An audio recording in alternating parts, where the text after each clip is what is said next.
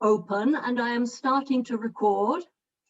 And before we start, I would just like to say a few words to extend our condolences on behalf of Voices Israel and everybody here present to the relatives and friends of the victims of the Har Meron Lag BaOmer tragedy. You may know that today is a day of mourning in Israel, and I'm sure the good wishes of all of you go with mine in hoping for refuah shlema, a complete recovery for the injured and consolation for those who have lost a loved one. In respect for them, I am now going to request a short period of silence before we start the happier part of our event.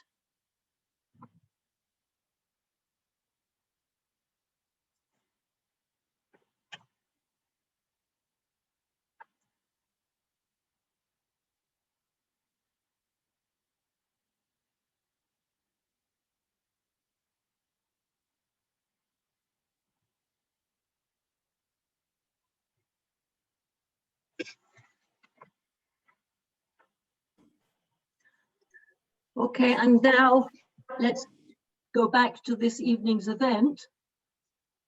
So, to Professor and Mrs. Joseph, to our fellow poets, young and old, and to all the friends, relatives, teachers, and guests here assembled, welcome to this awards event for the Baal Sagi Young Poets Prize. As we all know, this competition commemorates a talented young Israeli poet, Baal Sagi, who died tragically of cancer at the age of 15.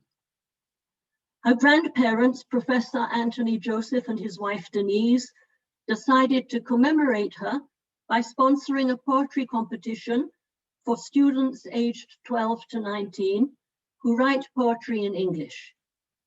In 2019, they approached our own Ricky Friesum, who directed them to Voices Israel, to then President Susan Olsberg, and within a few months, the competition was launched. Voices Israel has been delighted to collaborate with Professor Joseph by organizing and judging the competition, which we hope will encourage high school students to write poetry in English, like Baal. Last year, the first year the competition was held, it was limited to Israeli students. For this second year, we opened it also to school students in the UK. We've been greatly encouraged by the number of poems received and by their high quality. Because Corona is unfortunately still with us, waning in Israel, but very much abroad, and also since this is now an international competition, we're holding this awards event once again via Zoom. Okay. The advantage is that we have many more attendees than can usually attend a national event. And so many of you are from the UK and other countries. Welcome to all of you. Welcome especially to our talented young poets, the 3 prize winners, Aubrey, Rafi, and Sigal, and the 5 winners of an honorable mention, Hannah, who achieved 2 honorable mentions, Natasha, Yara, Mordechai, and Roxanna. We're so happy to have you all with us. Congratulations, and we do look forward to hearing you read your poems. Please don't be nervous, you're among friends. In fact, we hope you'll go on writing poetry, and in due course will even join our community of English language poets. When we hold an awards ceremony face-to-face, of course, we invite each winner to accept his or her prize, and we show a prize certificate. We give them a prize certificate at the event. But there's a competition, there's a limit to what Zoom can do. So the certificates and prizes have been mailed to you all, but we can at least show everyone what the certificate looks like. Okay, can everybody see the screen? That is just an example of the certificate that all the prize winners and the honorable mention winners got.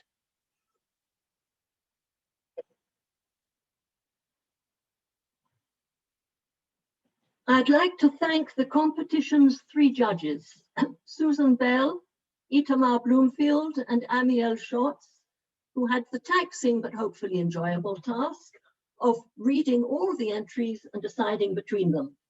And also Ricky Friesem, an award-winning poet in her own right, who is the competition's consultant, and Mark Levinson, the longtime administrator of the Reuben Rose competition, who acted as our technical advisor.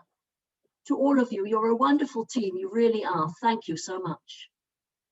Special thanks are also due to Susan as contest administrator, a job she's performed with both efficiency and grace. And finally, a big thank you to all the English teachers who encouraged their pupils to send in poems. One class of 12-year-olds got more than 1 award as a result of being given the task of writing poems for the competition. And now I'll hand over to Professor Joseph, who will say a few words and has also asked me to screen share, okay, at the end of his few words, the video Teenage Girl, which is based on one of Barr's poems. Okay. So please, Professor Joseph, unmute yourself and over to you. So first of all, I don't understand why my screen share is disabled. Well, let me have a look, because, hold on, it could be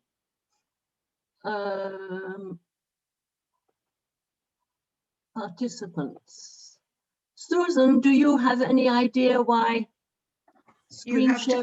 You have to come out of your screen share. So I'm not screen sharing at the moment. But okay. there is a setting to allow participants to screen share, and it has to be on all participants can. You click multi participants.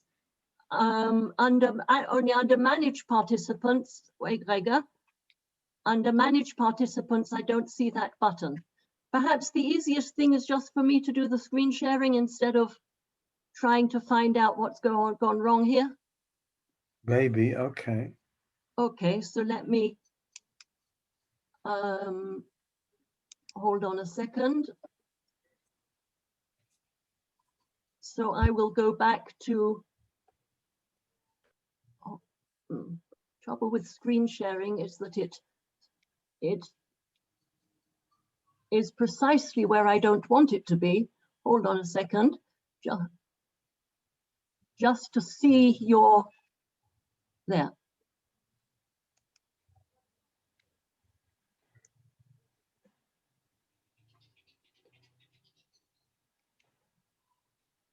In a second, the trouble is that the screen sharing thing, here we are.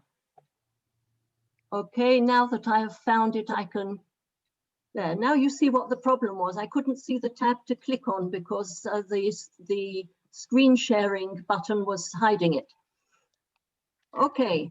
Yeah, but there's another problem now. I can't scroll down the screen share. Well, I'll do it for you. I'll do it for you. Okay, I'll read slowly and you'll do it and I'll follow what you do. Fine. Okay. Our granddaughter Bar Sagi was diagnosed with bone cancer when she was barely 11. So next one. Yeah, I did already. I have to do it quicker, I see, because it takes a while for you to see it.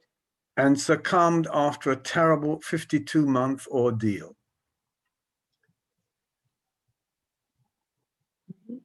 Next. I did. If it takes you so long, perhaps you should read it from your own copy rather than, but anyway, go on, see what we can do. Yet Bar was seldom morose. Here she is, smiling with a parasol.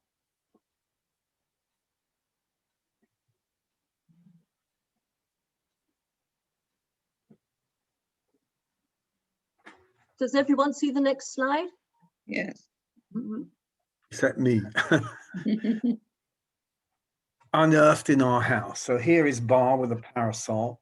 Yeah. You can see what she looked like. Though Israelis were sidelined, I rejoiced in welcoming UK contestants.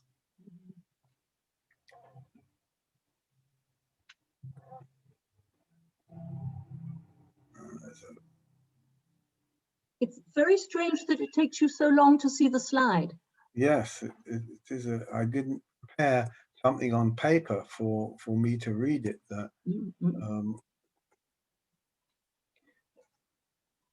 okay, so let me see if I can actually produce my own one. Okay, we'll stop the share for the moment, and we'll see if you can manage it by yourself, because well, I'll manage it on a separate. I cannot find anywhere that I cannot find the button that says screen share, allow to screen share. Judy, can I try to walk you through it real quick? Okay, no, I've found it now. Multiple participants can share. There you go. That's it. simultaneously. There we go. That's it. It's okay. So now, Tony, you can screen share your own. Okay, well, I'll try. So let me see. I have to go to screen share. That's right. I go to this one, and then I share, and then view. It's actually working. View, full screen mode, and Here we are. That should work. So should I start again, or should I No. Go on with from where we were. My fervent hope is that a wide participation will bring life and sustain the wonderful pieces that Barr left us. Aubrey, with her poem of unrequited love, certainly deserved the first prize. For me, her poem had the undertones of Eugene Onegin's rejection of Tatyana Larin in Pushkin's epic poem. Tchaikovsky wrote the music for it to become an opera. So when a former student, Antonini Milyakova, sent him a written declaration of her love, he felt obliged to marry her. The power of poetry. The marriage, it quickly dissolved. I also love the poem of Mordecai, in which he projects himself at two different ages. For me, it had the touch of Virginia Woolf's To the Ways, giving voices to her characters, changing throughout their lives. A book worth reading. Barr was remarkably adept at character description, evident in her two full-length novels, which are exciting adventure stories. Yasmin's Beginning and Return to Atlantis, published by Amazon. They were part of an intended trilogy, and sadly, we do not know how it ends. The bone cancer had spread to her head, affecting her eyesight. At barely 14 and a half, she told me, Saba, I can no longer write. Lewis Carroll was a mathematician, yet it was his books of Alice and his poems which lasted. He was practically the only writer who could make logic look fun. He wrote a charming poem spelling out Allen's Pleasance Liddell, which had 21 letters. So there had to be 7 verses of 3 lines each, which he even made mutually rhyme. Here is the first 2 verses. A boat beneath a summer sky, lingering onward dreamily in an evening of July. Children 3 that nestle near, eager eye and willing ear, pleased a simple tale to hear. On the left, you can see Alice P. This poem captures perhaps the most productive and endearing years of Lewis Carroll's life, as no other medium could have done. Many of Barr's poems had astonishing 3-line verses. Here is one. The things I've seen, the things I saw every time the pain is raw. Describing the cancer ward. Here's another. Again, endless journeys every day. Will the pain go never away? Nothing matters ever stay. Describing her some 200 journeys to the hospital. Or from a poem as she saw herself, the one with the knot in her chest, the one who cries at night and will not rest. in which every verse had 3 lines.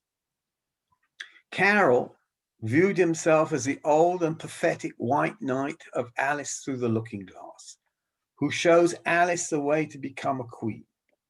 It was a lesson in chess, by the way. Alice Liddell was an exceptional beauty with whom Prince Leopold reputedly fell in love. So she did not become a queen, but she nearly became a princess. But Queen Victoria forbade her son's marriage to a commoner. Robert Graves, in Goodbye to All That, states that the opening lines of Psalm 121, I lift up mine eyes unto the hills from whence cometh my help, gave him courage during his 3 years on the front in the Great War. When Graves returned to England, he discovered he had put his fate in a mistranslation. It should have been a question, not the answer, but question. He promptly became an atheist. Yet the next line gives the answer, as you probably all know.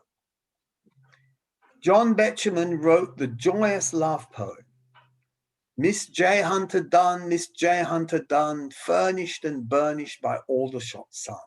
Love 30, love 40, oh, weakness of joy, the speed of a swallow, the grace of a boy. He ends with some wishful thinking, and now I'm engaged to Miss Joan Hunter Dunn. In real life, Joan was an impressive lady, but it was probably this poem which made her famous. So behind many poems and fictional stories were real people. In her books I mentioned, and in her short stories, Barr also drew her characters from family and friends around her. Perhaps like Alice and Joan, they too will become famous. I would like to end with a musical rendering of Barr's poem, Teenage Girl. It appears in YouTube under Echoes of Barr, Teenage Girl. I hope you would all download it. It hasn't been too much downloaded, and I feel it's not got the praise it deserved. In any case, let me say that in one sublime verse, she describes her tears flowing through cupped hands, their salty bitterness filtering down into her mouth, creating an extreme intensity of feeling. Listen for it. And now, please, Judy, play the song. Okay. And let me just also add, I'd like to congratulate all the prize winners, and I would also like to thank all the participants in the prize. Tony, you have to end your own screen share so that I can screen share Teenage Girl.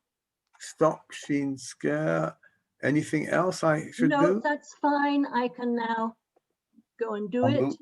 Mute myself too. Okay.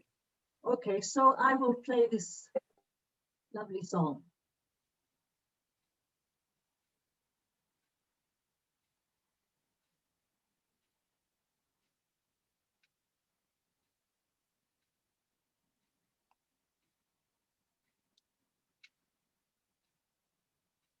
Can't hear the sound.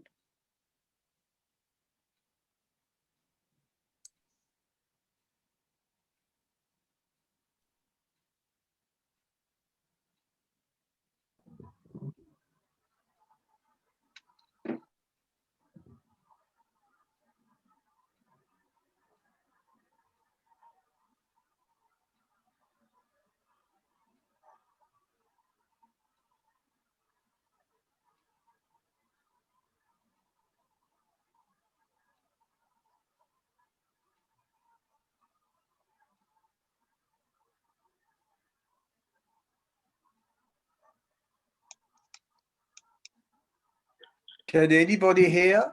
No, No, there's no sound. no There's sound. no sound, but I can hear the sound No. perfectly. So No. Judy, you No, have, we when- can't. You have to share the sound. yeah, when you click on share screen, there'll be a little button that says share sound. Sound. Okay, so let me.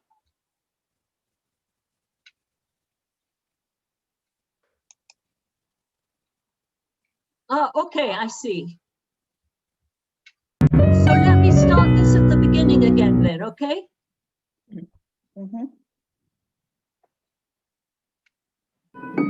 Can you all hear the sound now? We knew Yes. Murphy would be here with whether or not we invited him. My head is filled with worries, ones I can't begin to solve. And when I try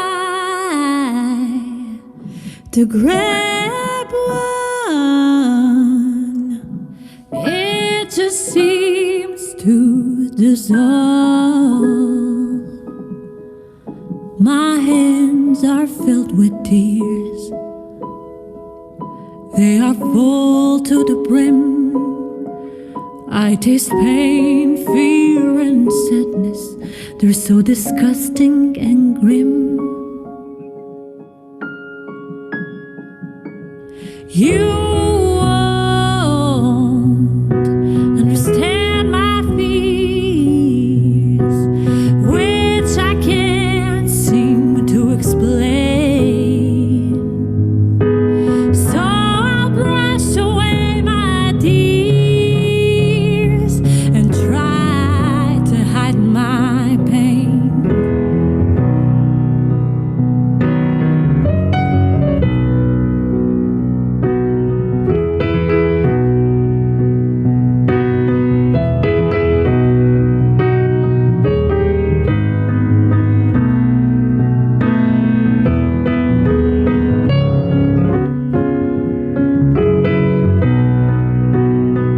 My hands are filled with tears. They are full to the brim. I taste pain, fear, and sadness. They're so disgusting and grim. And might seem silly or stupid too, or too weird to understand.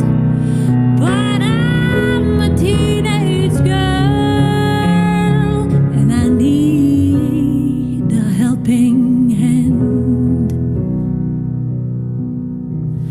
I look to the stars and wonder, do they ever fear the thunder? Like I fear waking up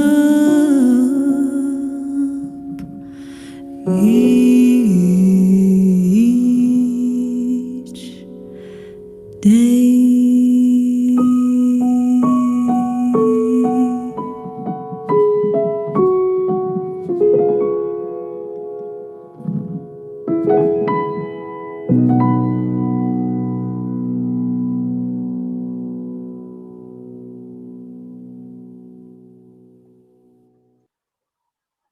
That was a beautiful song and a beautiful poem. Thank you for playing the song. And let me just say that I was told that if you have headphones, it sounds better. And you can always hear that on YouTube, just as I was playing it from YouTube. Exactly. In addition to, you know, with whether or not you download it. Okay, so I would now like to invite the competition administrator, Susan Bell, to say a few words. Susan, unmute yourself. Good evening, everyone. I must say, first of all, it's just amazing to have this group together and to see the young people as well and their relatives who were so, what can I say, daring to give us their poems, which we so enjoyed reading and had a lot of difficulty choosing the best because many of them were really wonderful, but you people did extremely well. And so I'll just say a little bit that this year, 2021, is the second year Voices Israel Group of Poets in English has held the Bar Sagi Young Poets Prize. The prize commemorates a talented young Israeli poet, Bar Sagi, who died at the age of 15.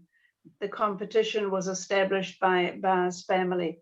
And I think, Anthony, you're showing the song and pictures of Bar has made it all very real for us. Original submissions dates were from mid-November until the end of February. However, midway through, we decided to add another month until the end of March 2021. 43 young poets submitted a total of 71 poems. The competitors were between the ages of 12 and 19 from Israel and overseas. Over 50% live in the UK. There were 3 prize winners, first, second, and third, and 6 honourable mentions, of which 2 were awarded to one person. The array of subjects and styles was impressive, and we, the 3 judges, Emil Schultz, Itamar Bloomfield, and myself, had a rewarding time reading and then a not easy time assigning our score per poem. An overwhelming number of winners came from the UK. Interestingly enough, our first prize went to an 18-year-old, and our second and third prizes went to 2 12-year-old poets. So talent is talent at whatever age, I guess. Professor Anthony Joseph generously increased the prize amounts, so winners received 600, 400, and 200 shekels, or in pounds, 135, 90, and 45, respectively. Tony also sent each prize winner and honourable mention the beautiful book of Bar's poems, See Me Soar and Spread My Wings. From the feedback we have received, the recipients were particularly thrilled by this gesture. We look forward to the continuation of the competition here in Israel and overseas, and see it as an increasingly growing and popular event. Thank you. Thank you. Thank you so much, Susan. And I understand we're running slightly late, but I understand that Amiel wanted to say a few words as a result of judging. Is that so, Amiel? Do you have something you would like to say? I do, but I'm wondering if you feel that we're running out of time. I'm prepared to forego and continue. I do have something, I think, well, let me say this, some of what I'm going to say. Okay.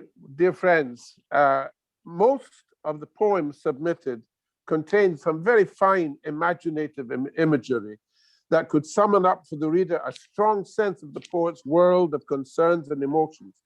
And that fact is highly encouraging in an age when poetry as an art is waning in popularity, and I think it needs to be encouraged. I do have some criticism, and I want to compare a promising 12-year-old pianist, say, with many of our young poets around the same age. The pianist practices daily under professional guidance and works hard to improve his or her technique and the understanding of the forms of musical expression. This, I suspect, is not the case with many of our contestants, although poetry is no less an art than music. I say this knowing that the opportunities for serious study of and a profession in music are much wider than those for the written arts. Still, all art combines inspiration and natural talent on the one hand, with essential craft and technique on the other. In the open competition, such as Reuben Rose, one single inappropriate phrase or awkward rhyme can cause an otherwise fine poem to lose what might otherwise have been a high rating. But given the ages of our competitors, we judges had to take a certain lack of craft into consideration. And yet, as noted, 2 of our prize winners were 12-year-olds, which is absolutely splendid. And one final observation, it's far better to write about a seemingly minor but highly personal experience rather than something more universal, say the corona epidemic, because such a supposedly serious topic does not guarantee a serious poem. The reverse, your chances of writing something new and significant are greatly reduced. I will forego my comments on the individual 3 winners, and we will continue. But okay. I would just add one final thing, and that is that I would recommend to all young poets, or to all poets, but to all young poets, to join a discussion workshop such as we have here in Israel, all around the country, a workshop that meets regularly, because the feedback from the other participants is truly invaluable. And thank you all. Thank you, Amiel. Thank you so much. So now we come to what you have all been waiting for, the reading of the winning poems. I will screen share the texts if I can find them. Just a moment. I would like to first of all get to the right place to screen share them. There we are. Okay, so now I can screen share that.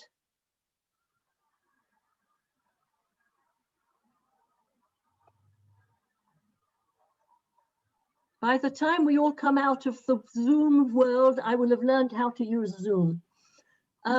So the first prize was given to Aubrey McFate. That's her pen name. She requested us to use it.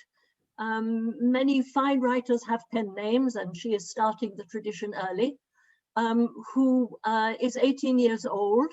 Aubrey, are you here with us to read your poem? Apparently not, so I am going to ask Ricky Friesen to read it for us.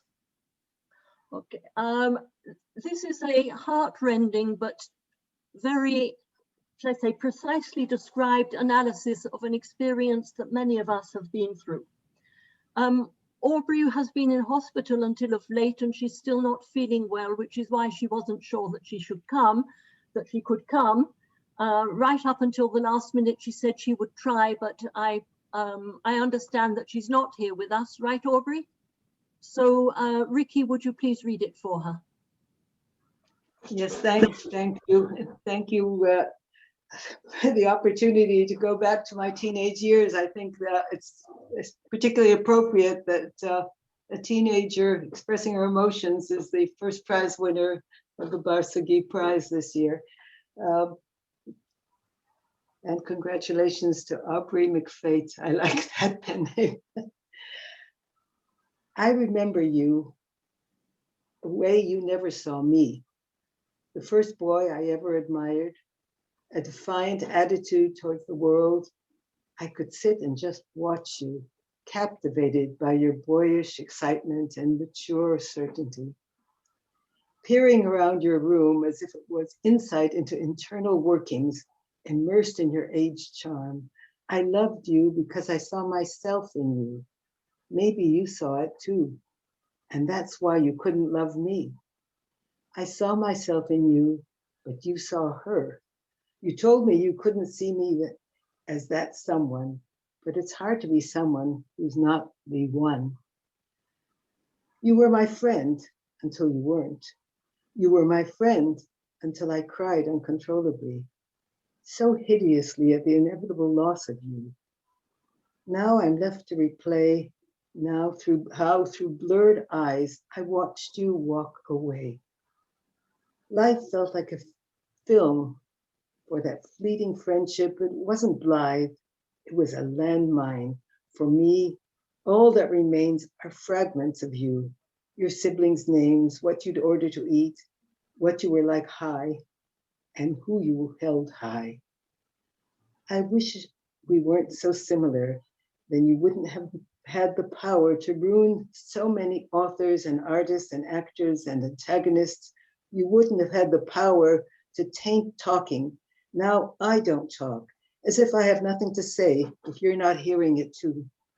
The kind of joy, the kind of boy who would love a poem written about him, about your quirky wit and your reading list, but it's not a cinematic cliche that cracked case. The credits rolled and my role's been cast. No fanatical cessation, no final hour realization.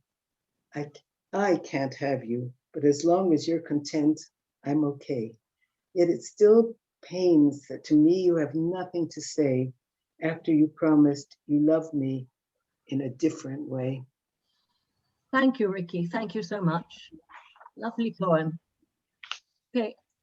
Our second prize winner is Rafi Goldstein, aged 12, for his poem, I Move Forward Without Thinking, which is an equally deft and precise description of an entirely different experience.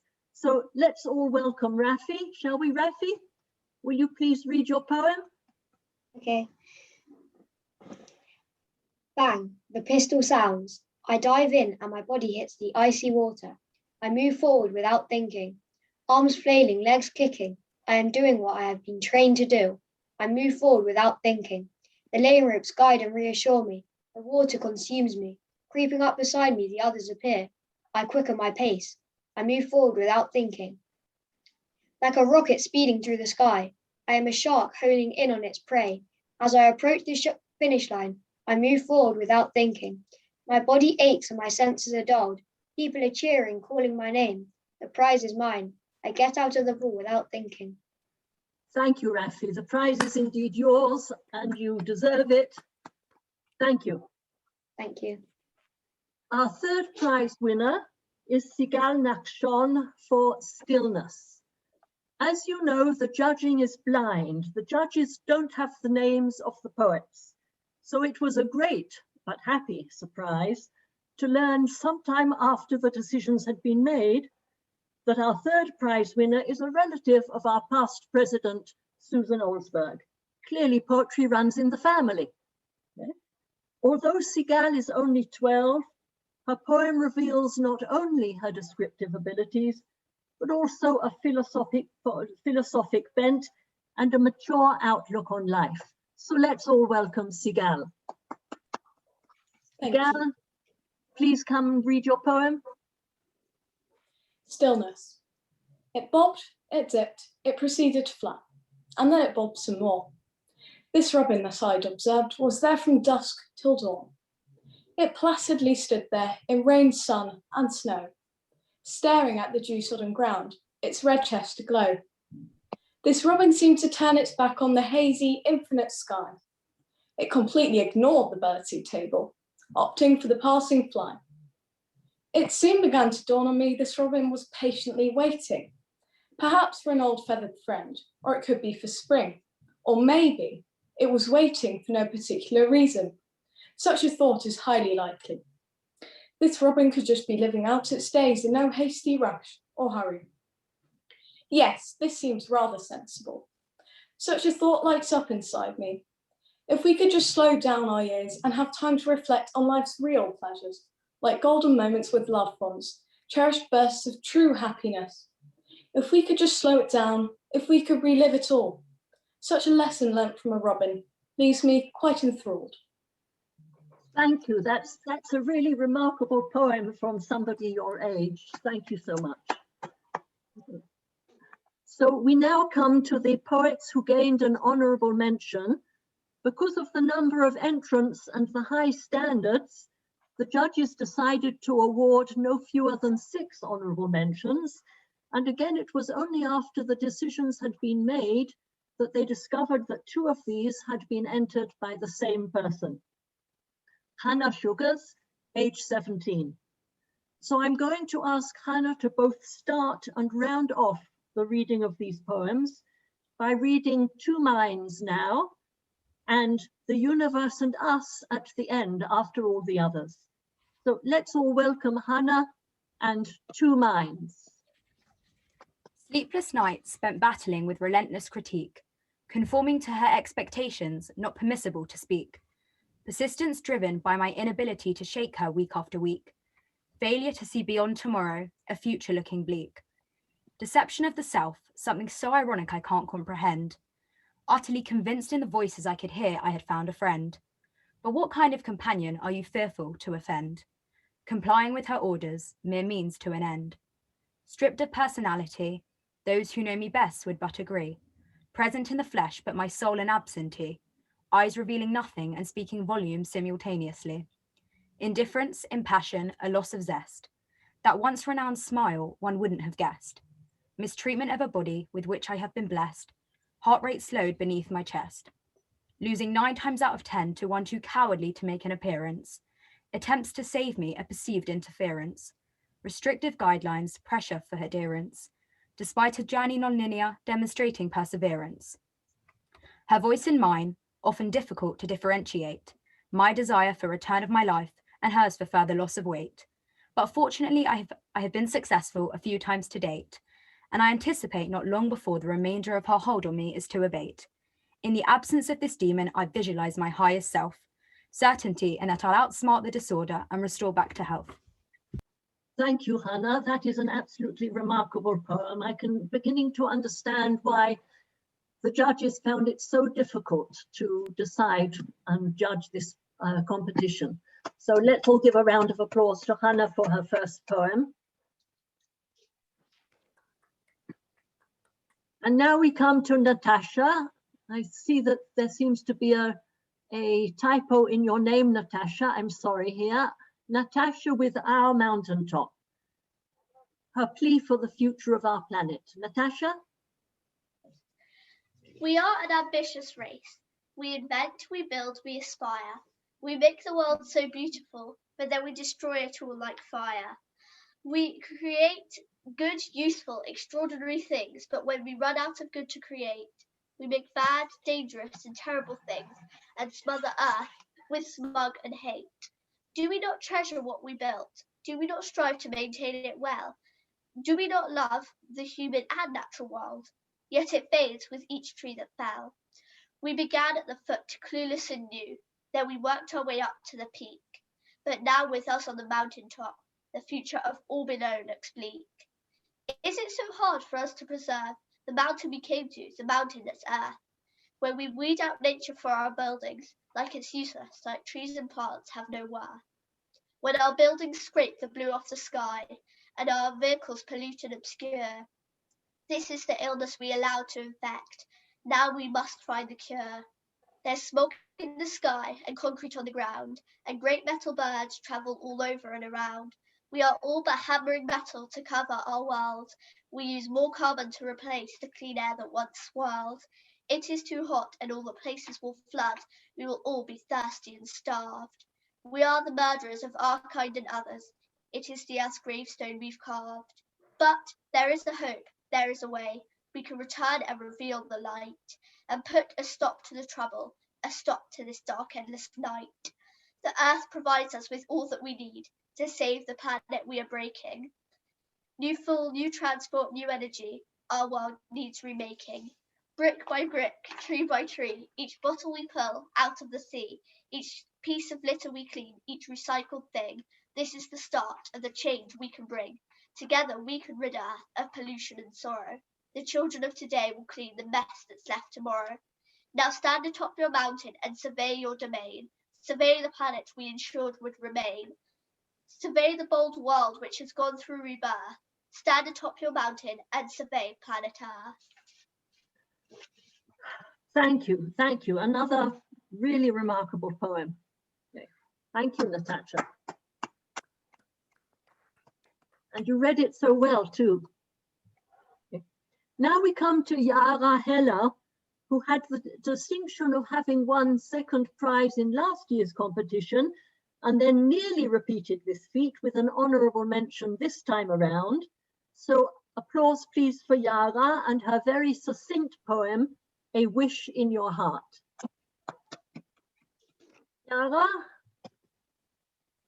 It all starts with a wish in your heart, and from it you will never want to part. It gives you hope for something more, something you might have never felt before. It makes you go forward and never go back. And for this journey it knows what to pack. The essentials like friendship, love, and joy. A boost of confidence in how to enjoy. But that wish itself is the essential, because it's here and it's yours and it's special.